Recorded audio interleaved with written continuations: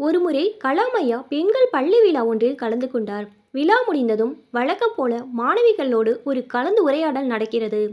அப்போது ஐஸ்வர்யா ராய் உலகளகியாக தேர்வு செய்யப்பட்டிருந்த சமயம்.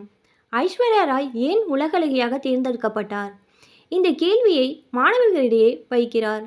ஒரு மாணவி அங்கு வந்தவர்களில் அவர்தான் அழகாக இருந்தாள் என்கிறாள். அவருக்கு பதிலில் திருப்தி இல்லை. அடுத்த மாணவி அங்கே கேட்கப்பட்ட கேள்விக்கு அறிவுபூர்வமாக சிறப்பான ஒரு பதிலை சொன்னார். அதிலும் அவருக்கு சம்மதமில்லை. இப்படியே போய்கொண்டு இருக்க அரங்கமே புரிப்படாத ஒரு அமைதியில் இருக்கிறது.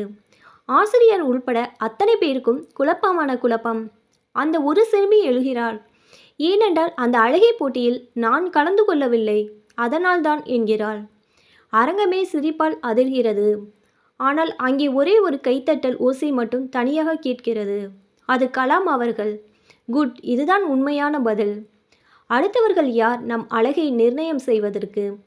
அதற்கு முன் நம்மை நாமே அழகு என்று தேர்ந்தெடுத்து கொள்ள வேண்டுமல்லவா? கனிவான அன்பும் தளராத நம்பிக்கையும் உயர்வான எண்ணமும் கொண்ட நாம் எல்லோருமே அழகுதானே.